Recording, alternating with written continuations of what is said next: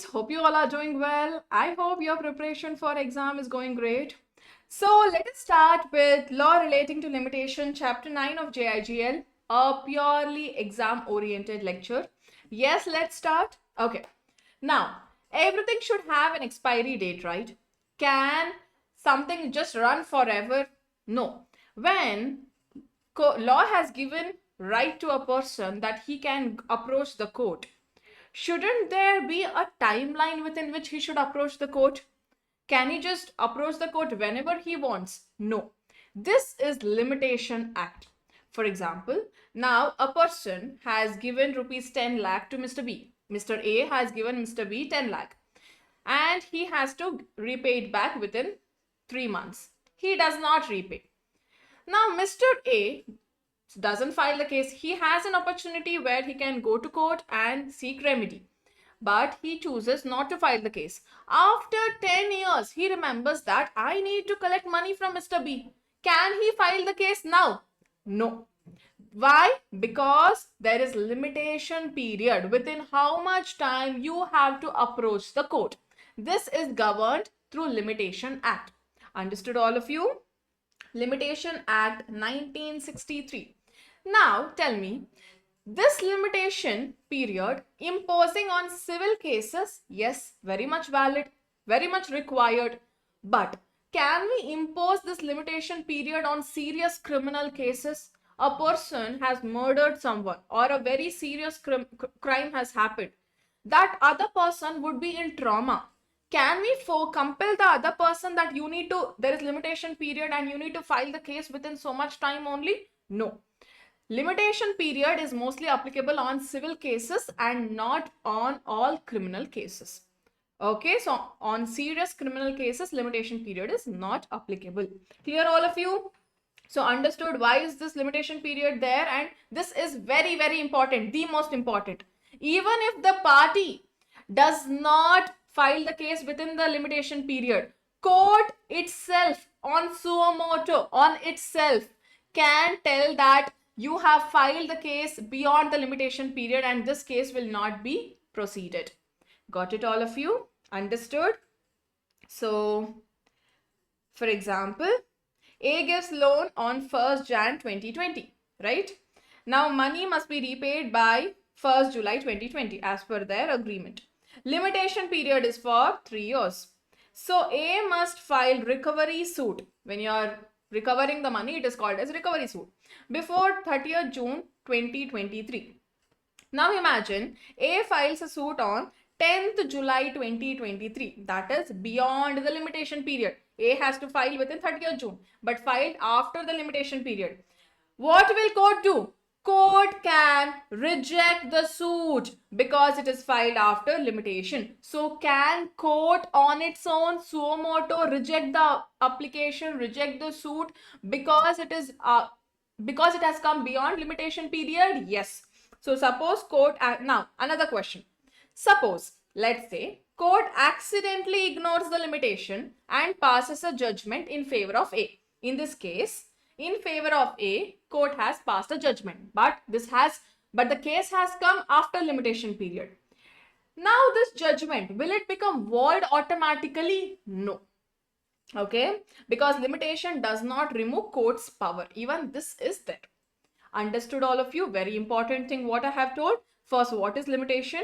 It has to be, the case needs to be filed or application needs to be filed within the said time. Okay, whatever timeline is given, you have to go approach the court within that time itself. Now, can party tell that this particular person is filing the case after limitation period? Yes. Can court on its own reject the application or reject the case because this case has come after limitation period? Yes. But if at all court ignores the limitation and passes a judgment, will the judgment automatically become void? No. Understood? Yes.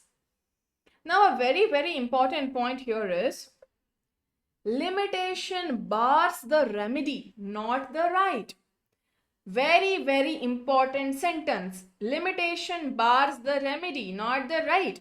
What is the meaning of that? What is the remedy here? Somebody has a right to go approach the court.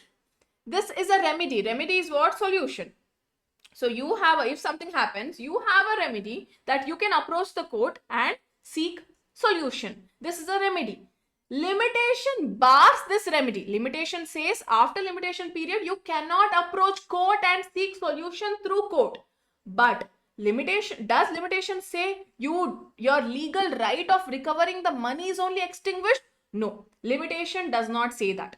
Outside the court, if the other person gives you the money, do you have the legal right to recover the money? Yes. But through court, can you? No. Understood this sentence? Limitation bars the remedy and not the right. Clear? Very, very important sentence. It can be as a statement for your exam. Yes? All right. Next is section 3. Bar of limitation. Very important. If a suit, appeal, application, it is applicable on all suits, appeal and application as well, is filed after the limitation period, the court must reject it. Okay? Even if the other party does not raise limitation, the court can take this point on its own. It is called as suo motu. That is what we have seen here. Limitation is checked as on the date of filing the case. When you file the case, have you filed the case within the limitation period or not? That is checked. Okay?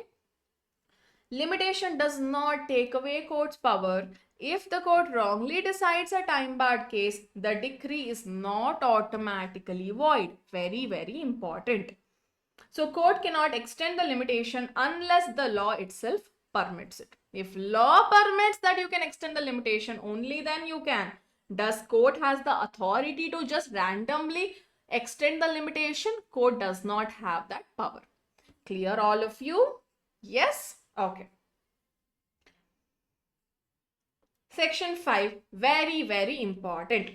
Now, there is a person who was seriously ill or who had some very genuine reason because which he could not file the case within the limitation period. Shouldn't we allow him to proceed with the court? Shouldn't we allow him some opportunity where we can condone this delay, where we can extend this delay? Yes. This is section 5, extension of time.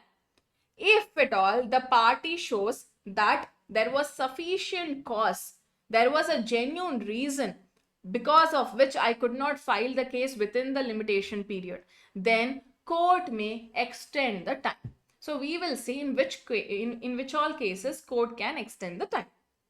So section 5 is what? It allows the court to condone the delay, that is to excuse the delay in filing an appeal or application. If the party, this is applicable only to appeal and application. If the party shows sufficient cause for not filing it on time. Okay. Here what is important? Section 5 is applicable only to appeal and application. This section does not apply to suit.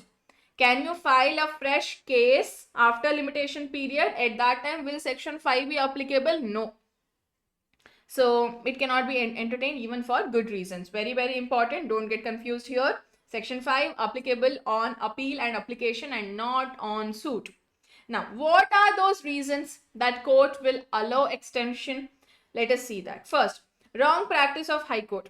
Now, if the court is constantly has one practice that limitation period is this much. Now, suddenly that is changed and the party has relied on that first practice, what the court was following. Court will excuse this delay. Okay, if this is the reason because of which you could not file the case on time, we will excuse the delay. Second, because of the mistake of a lawyer. Now, a lawyer's mistake can be accepted only if it was genuine. Lawyer genuinely believed that this is what it is. And because of that delay happened. Should client suffer? Of course, no. Court will allow extension. But lawyer should not be careless here. Lawyer's mistake also should be genuine and bona fide, not careless. Correct? Wrong legal advice. Wrong advice given by an advocate may amount to sufficient cause in some cases if given honestly. Lawyer believed something that this is the court jurisdiction, this is what it is.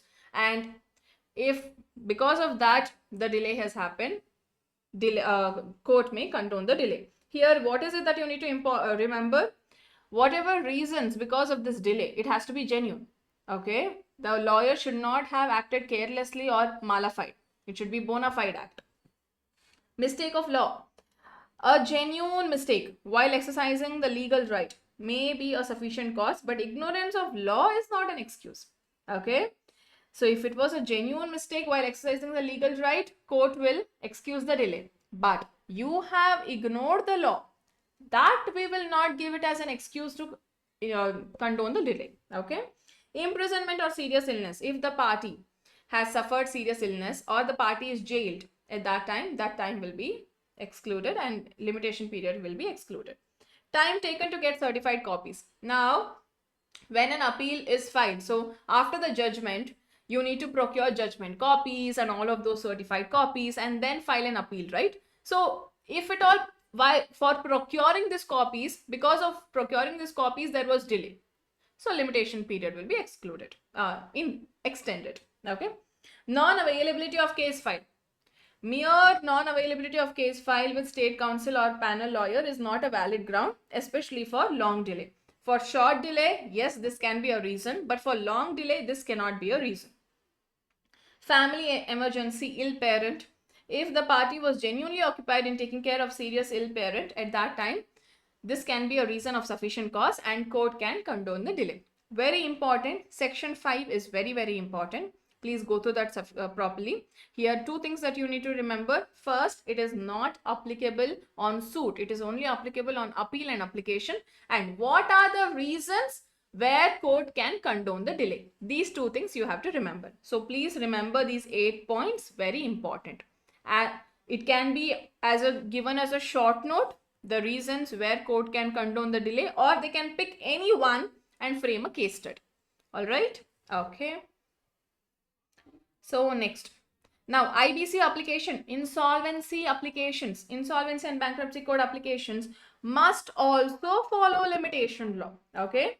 Old stale debt, that is time bar debt, cannot suddenly be revived under IBC. Now IBC came in the year 2016. Old stale debt, can you just revive it through IBC? No.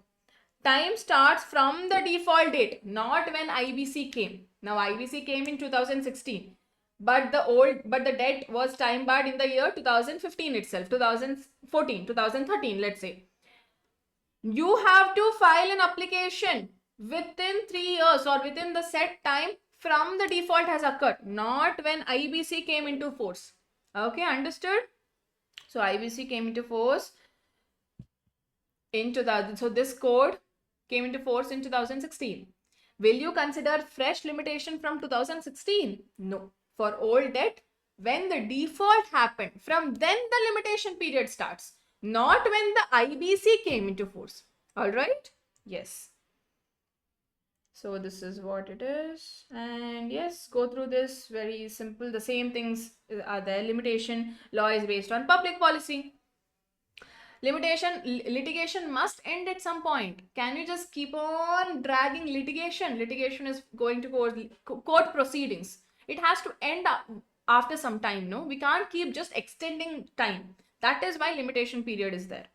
So law of limitation takes away the remedy, not a right. This itself can be a statement for your exam. Please be thorough here. Okay. What is the meaning of this? Your right to go to court and get the remedy is barred because of limitation. But will the limitation extinguish your legal right to recover money outside the court? Of course, no. Okay. So section 3 is bar of limitation. Section 5 is condonation of delay.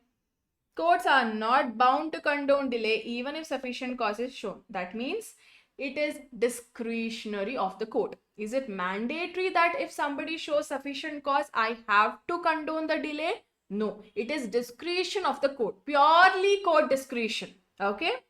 So merits of the case are irrelevant while deciding condonation of delay. Whether the case is genuine, how important the case is, that doesn't matter. Are you showing me proper reasons why the delay happened? Only that matters. Okay. So you have to show me genuine reasons why this delay happened. Based on that reason, it's my discretion to condone the delay. But whether the case is good, how important the case is, all of that matters? No. Okay. Negligence, long unexplained delay, lack of diligence are valid reasons to refuse the condonation. This is not at all a reason where we will allow for extension.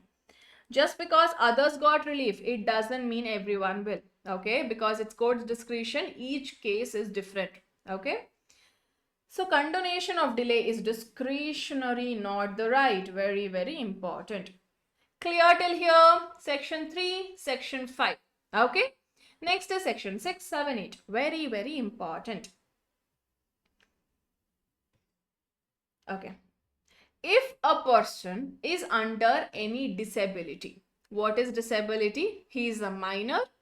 He is an unsound mind. That means you say that person is under disability. Okay. If a person is under disability, when right to sue arises, limitation clock does not start immediately. It only starts after the limitation ends. Disability must exist when the right to sue arises. What is this? Now, limitation period has started. Okay. When that limitation period has started, that person is disabled. That person is under legal disability. So will the limitation period start from that day? No. It will start after the disability ends. So when the limitation period starts, let's say that person is a minor. Or when the limitation period starts, that person is unsound mind, lunatic. Will the limitation period start from then? No. After that person becomes major, from then the limitation period starts. So until that person is under legal disability, limitation period is excluded. Limitation period stops there. Okay. So section 6 is what? If a person is under disability when the right to sue arises, when the right to approach the court arises, that point, that person should be under legal disability. Now, 2025, right to sue arises. He is under legal disability. So, limitation does not start here. Okay. But let's say 2025 right to sue arises. In the year 2026, that person becomes lunatic. Will that limitation period stop? No. At the time of filing the case, that person should be under legal disability. Please note this. At the time the person must file the case, at that time that person must be under legal disability. Later legal disability, will it stop the limitation? No. Okay. So if the person under disability when the right to sue arises, okay, limitation does not start running immediately until the disability ends. Okay. What is section 8? Even after disability ends, person will not get unlimited right. Now a minor person has become major. Will he get unlimited time to file the case? Of course no. The maximum extra time allowed is only 3 years from the date disability ends. So once you become major, you have maximum 3 years.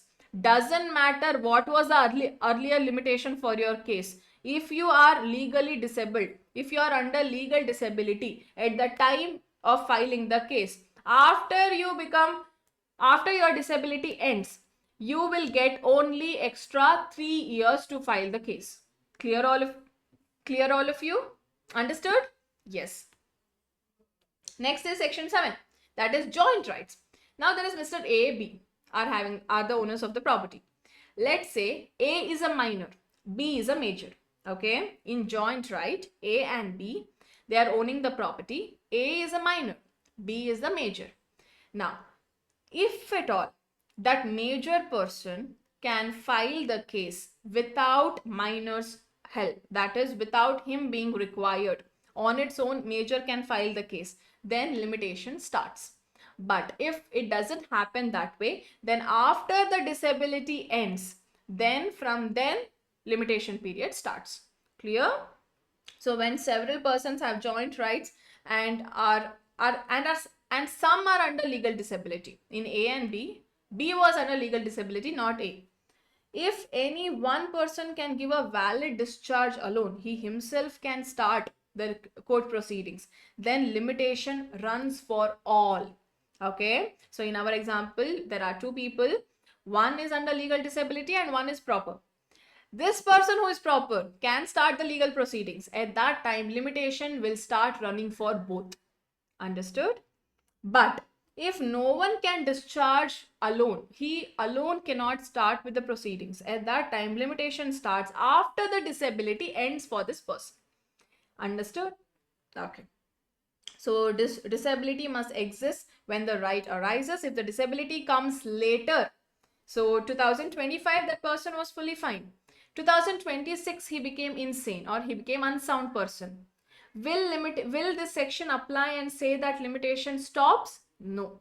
At the time you had to file the case, if you are under legal disability, we will give protection under this section. Clear? Yes. So even if the normal limitation period was 12 years, but you are falling in this category of legal disability. After legal disability ends, we will not give you 12 years. We will only give you that extra 3 years. Understood? Yes. All right. So this is important. So we are done with section 3, 5, 6, 7, 8. Clear all of you? Next. Section 9. Continuous running of time. Once the limitation period starts running, it does not stop because of any later disability. We have seen this. Time begins to run when the cause of action arises. That is the first time you would file the case, right? When the right is first infringed. This rule applies to suits and application, not to appeal unless the act allows. Very important. We saw section 5 is not applicable to suit. So section 9 is applicable only to suit and application. For appeal, if the act specifically mentions, only then. Okay. So only a specific legal exceptions like administration of creditors estate can temporarily suspend the running of the time. Else, once the limitation period starts, it continues. It doesn't stop. Clear all of you? So when calculating the limitation, some days are excluded. These rules are in section 12 to 24 of the Limitation Act. So once the limitation period starts, you will be excluding certain days. First, do not count the first day. When it started, that first day don't count. Count it from the second day. Okay. Limitation starts from the next day after the cause of action, or if you are filing an appeal, then on the date of judgment, don't count that day. From the next day, you have so much time, your limitation period starts. Clear? Yes. Next is in case of appeal, revision and review. I hope you all are clear till here. Is it clear?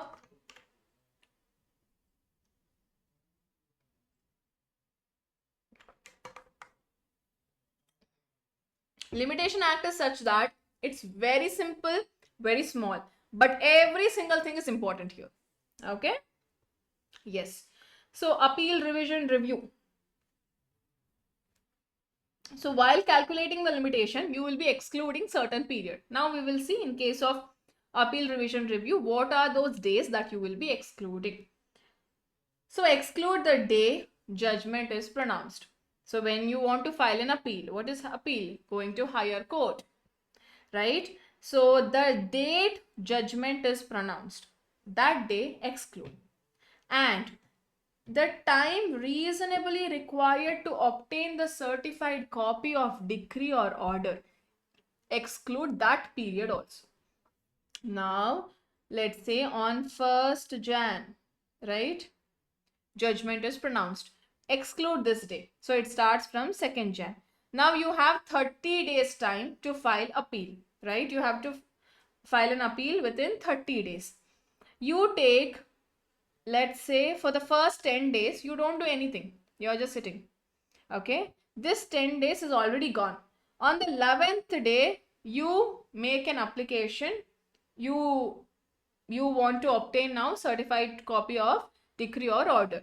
So you take some good another 10 days. This 10 days you exclude. After that you have another 20 days within which you have to file an appeal. Understood? So time taken to obtain the copy of judgment is excluded. The time taken to copy obtain the copy of award. In case of arbitration, it is called as award. That is excluded. Okay. So only reasonable time actually required to obtain the copy is excluded. Okay. So can we just give some unreasonable time? No. Delay before applying the copy is not excluded. Now this 10 days you were just sitting and doing nothing. This 10 days we will not exclude. The time you make an application that you want this copy, that time is excluded. Okay, time taken by the court to prepare, sign the decree before you apply for the copy is not excluded. Once you apply, from that time until you receive the copy, only that time is excluded. Okay, yes. Next, time requisite for obtaining a copy. It means only reasonable time actually required to get the certified copy is excluded. Okay, only the time after you apply for the copy is excluded. Before that, not excluded. Time taken by the court before you apply, is that excluded? No. Clear all of you? Next, section 13. What it says? Clear till here? Yes. See, sometimes delay happens not because the person was careless, but because legal procedure itself consumed time. So law gives protection to them.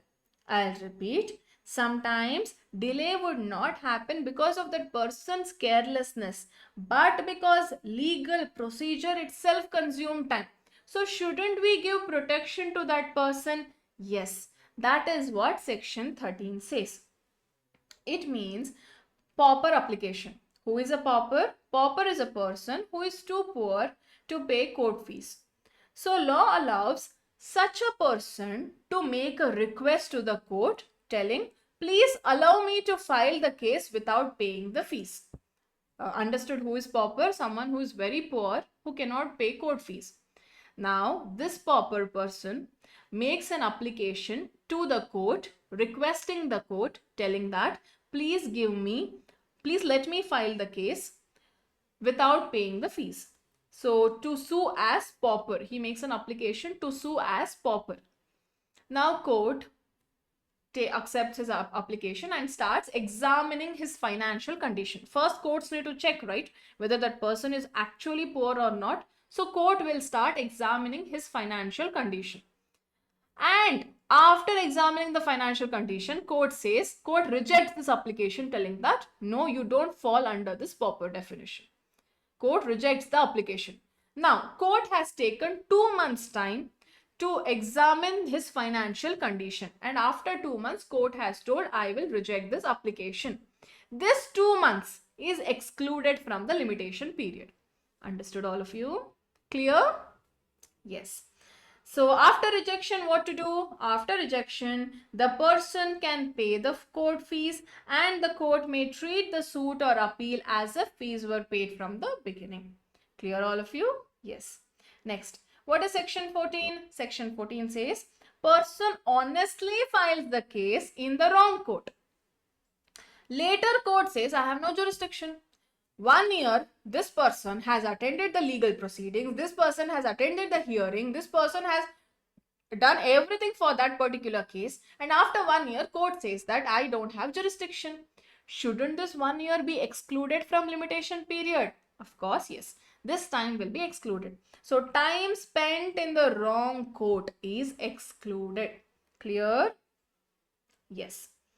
But here, there are certain important conditions. First, plaintiff or the applicant was prosecuting another civil proceedings against the defendant with due diligence in the above said court. So he has attended hearings, he has done everything what he should do for that particular case.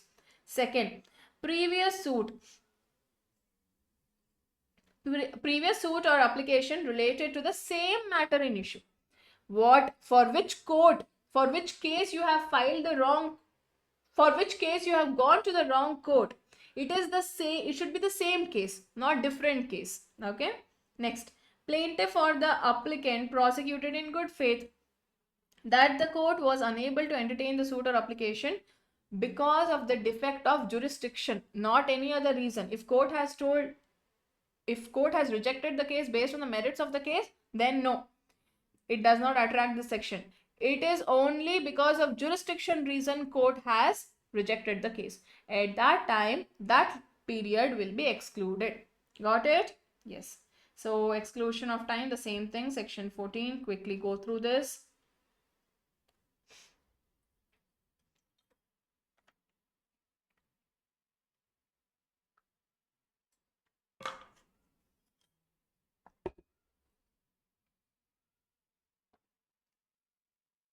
Now, what section 14 does not do?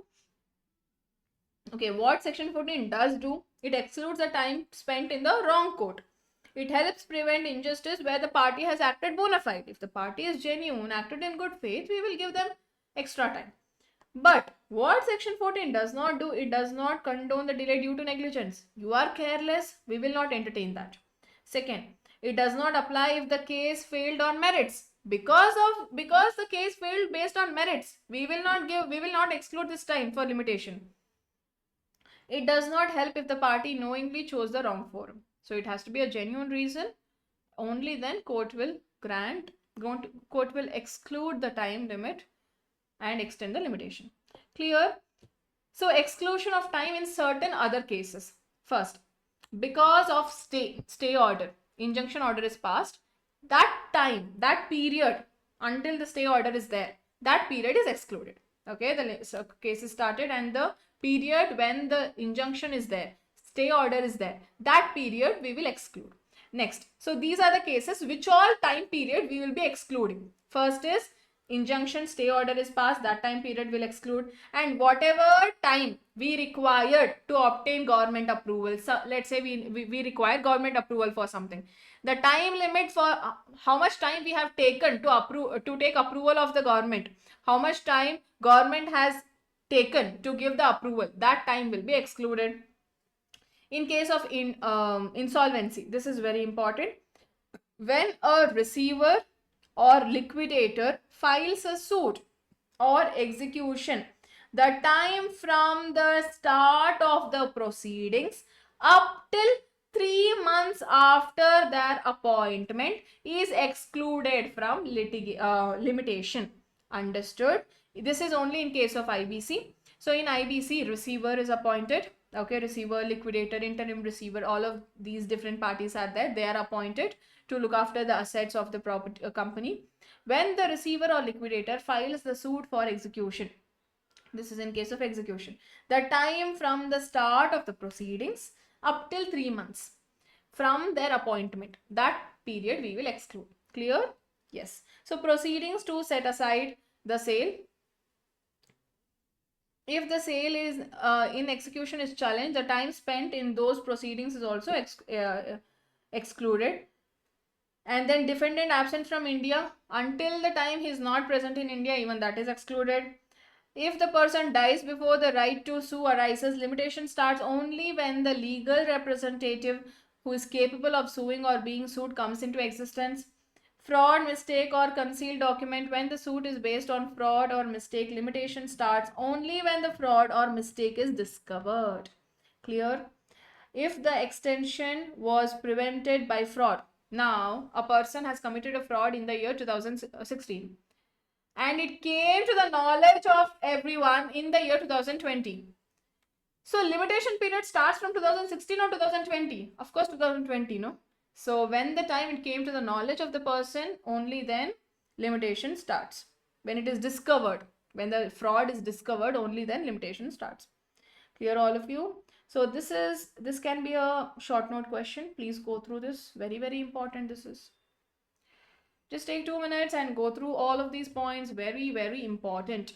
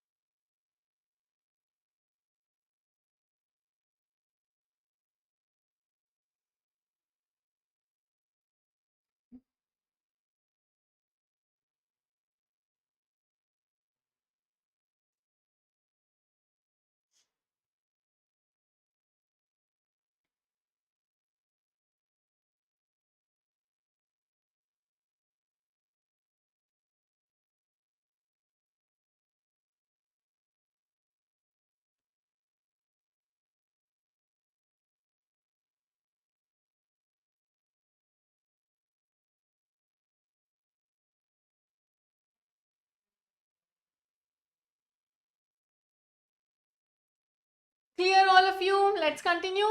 Yes. Okay. All right. Section 18. Very, very important. There are two sections very important here, section 18 and section 19. What is section 18? If a person acknowledges or admits liability in writing before limitation expires, a fresh limitation period starts from the date of acknowledgement. For example, Mr. A has to owe money to Mr. B 10 lakh rupees. So limitation period expires before that limitation period expires. In December 2025 limitation period expires. October, he admits in writing or through mail a signed copy telling that I owe you rupees 10 lakh. From the time that person admits it, fresh limitation period starts. Very, very important section.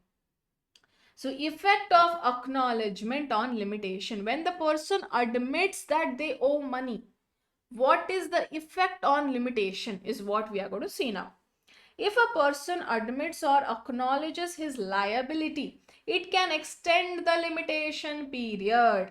The acknowledgement must relate to right or property. For example, a debt.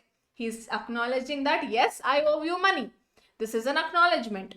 It must be made before the original limitation period ends. Before the original limitation period ends, you have to make acknowledgement, not after it ends. It must be in writing and must be signed. If all of these conditions are satisfied, then fresh limitation period starts every single time acknowledgement is made before the limitation ends. Clear all of you? Yes. So if the debtor makes, so why is this? Because we are giving the benefit to the creditor. Okay, we want to protect the creditor here. So if the debtor makes a payment, okay, this is section 18. Section 18 clear? Section 18 is about acknowledgement. When the person admits the debt, fresh limitation period starts. Okay. Now, an example. A owes B 10 lakh. You have to pay in 3 months, let's say. Now, what you do, you out of 10 lakh, first you pay me 10,000. The minute you pay me 10,000, that means what? You have made part payment. You have not paid full 10,000 or 10 lakh. You have paid only 10,000 in that. That is, you have made part payment. Every time you make part payment, fresh limitation period starts. This is to protect the creditor. All right, understood? Because at that time, what the other party does, they just make part payment and they later escape telling that limitation period ends. No. Every time part payment is made, fresh limitation period starts. This is section 19. What is section 18? The time the party acknowledges the debt, admits the debt, at that time, fresh limitation period starts. What is section 19? When the part payment is made, fresh limitation period starts. Got it? Yes. So if the debtor makes the payment, it means he admits that debt is still alive. That means debt is not stale. If we feel, if at all debt becomes stale, then we will not entertain stale debts. But when you are making part payment, that clearly shows that the debt is alive. This is the reason why fresh limitation period starts. Now, for example, A borrowed 1 lakh on 1st Jan 2022. Limitation 3 years, so normally expires on 31st December 2024. Now suppose on 1st October, A pays 10,000. Even though full payment is not made, this is part payment. It shows debt is still alive. It is not a stale debt. So fresh limitation starts again from 1st October 2024. Understood all of you? So part payment before the expiry revives limitation. Very, very important. Section 18, section 19, you can expect question. Okay, very important 2 sections. Yes.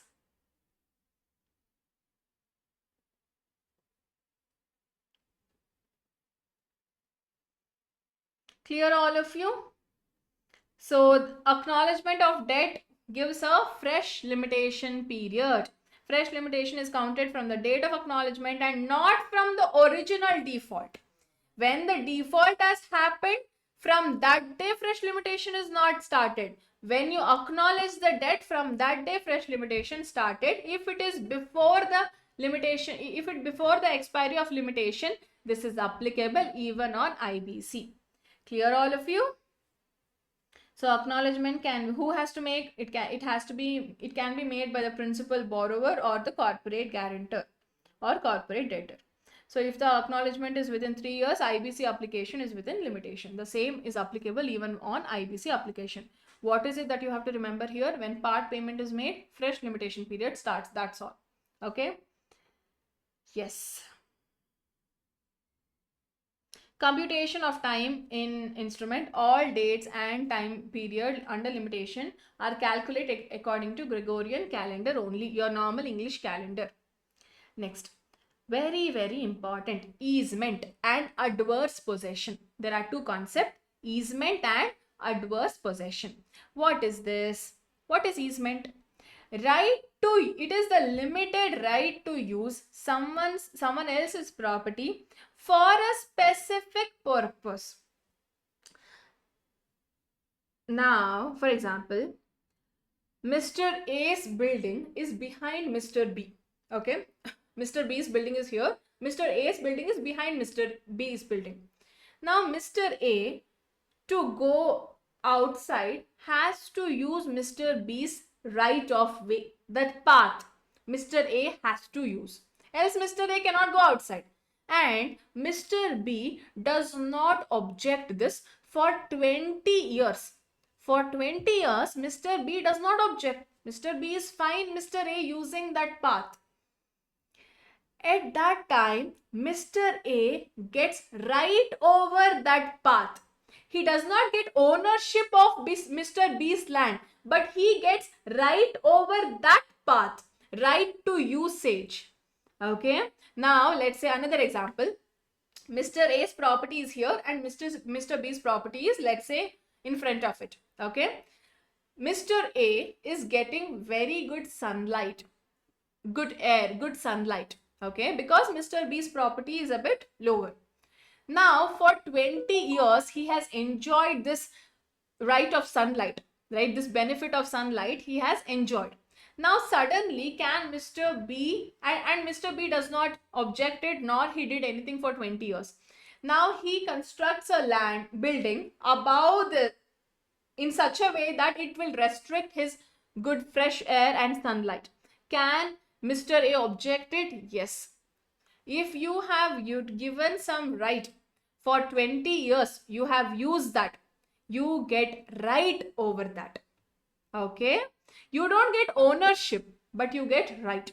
This is called as easement. You get the usage right. Understood all of you? For how many years? For 20 years. Okay. But if it is a government property, then you have to use it for 30 years. At that time, you get the right. Clear all of you? This is your section 25. Again, a very important section. Section 25 deals with easement, not full ownership of the land, only the right to use that particular aspect. Okay, it could be right to way, right to path, right to use water, right to use drainage, right to use sunlight. Okay.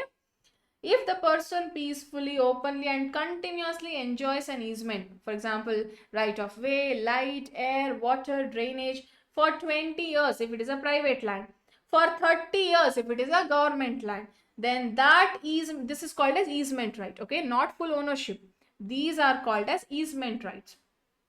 That easement right becomes absolute and permanent. It gets converted to absolute and permanent.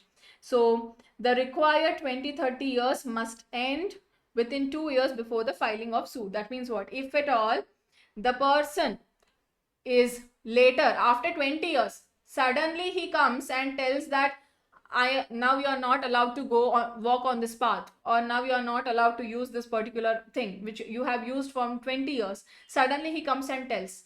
The other party can file a case, yes, but within how many years? Within 2 years. If you don't file a case within 2 years, then you lose that right.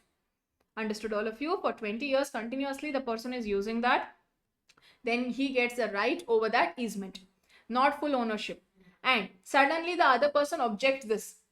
Can he file the case? Yes. And this person, can he file the case? Yes. Within how many years? Within 2 years, not beyond that. Clear all of you? Yes. Next is adverse possession. Now, Mr. A is the true owner of a property. Who is the true owner of the property? Mr. A. But Mr. B is staying in that property for a very long time. Mr. A is the true owner of the property. But who is staying in that property? Mr. B. Mr. A does not object. And Mr. B is staying in this property for a long time. Mr. B gets ownership over that property. This is adverse possession. What is adverse possession? A person who has completed the adverse possession, that is all the legal requirements are proved and the true owner's right is extinguished, can file a suit, not just defend one. What are they telling here? Okay, let me explain this concept to you.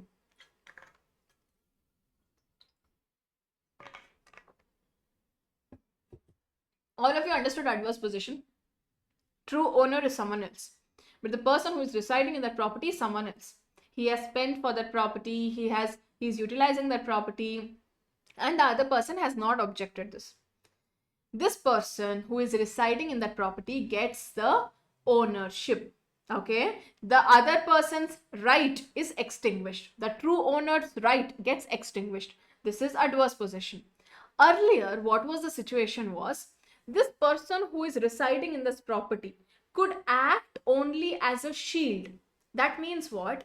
Whenever true owner would come and file a case, this person who is residing in that property could only defend. So he could only act as a shield. He didn't have the right to file the case and take the stand. He could only act as a shield. But now, as per the current situation, after the case in Ravindra Kaur Grewal case, court held that you will not just be acting as a shield, you can even act as a sword. That is, you can go file the case and get the right. You need not wait till the other person files the case. Now you can file the case. Understood? What was the earlier situation?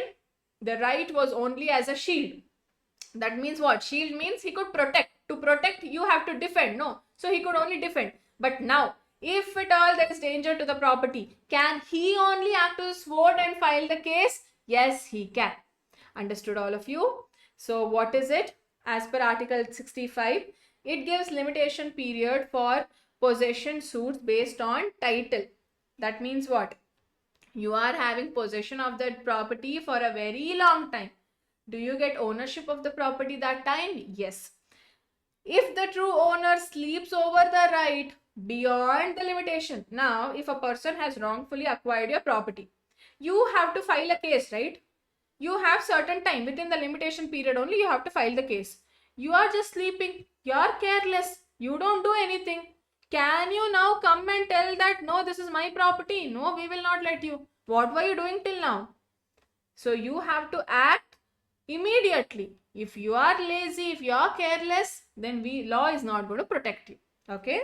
So if true owner sleeps over the right beyond the limitation, his right extinguishes and adverse possessor's title becomes legally enforceable.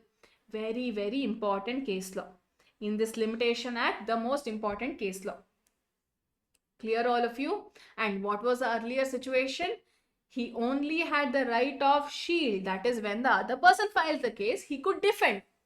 But now he can act as a sword. That is, he himself can file the case. And he need not wait till the other person file the case. Okay? So such a person can use adverse possession both as a shield and as a sword. To file the case is sword, as a shield is defense. This also can be a statement for your exam. Okay? Clear all of you? Clear till here? So we have reached almost the last topic. Next is limitation and writ under Constitution. Is limitation even applicable to writ? What do you think? Let us see. Limitation is subject, and it is a subject on a concurrent list where both parliament and state legislature can make law. This is the first thing. But can you violate fundamental right? Of course no. So limitation period, as long as they are there, they should not violate fundamental right. Okay. So limitation law is constitutional. The Limitation Act is absolutely valid because it applies to future actions and does not take away the rights arbitrarily. So is it constitutional? Yes, of course. It works as a shield. It should not be used as a sword to attack someone. Okay. So no statutory limitation for writ.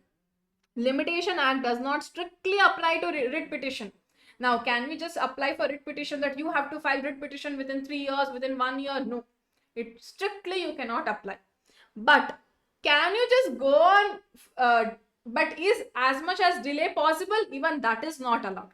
You cannot impose strictly also, but that doesn't mean that we will encourage too much delay also. No. So, but delay still matters in writ, even though no fixed limitation applies. Court refuse relief for unreasonable delay. Okay, if there is unreasonable delay, no, we are not going to encourage it. If the writ relief is similar to civil suit, then what limitation is applicable there? The same limitation will be applicable even here. Understood? Important. Fundamental rights under Article 32. Can the state say that to enforce your fundamental right under Article 32, you have to apply writ petition within 1 year only? No, such restriction is not allowed. If the right of the property itself is extinguished, then there is no surviving right to enforce through Article 32.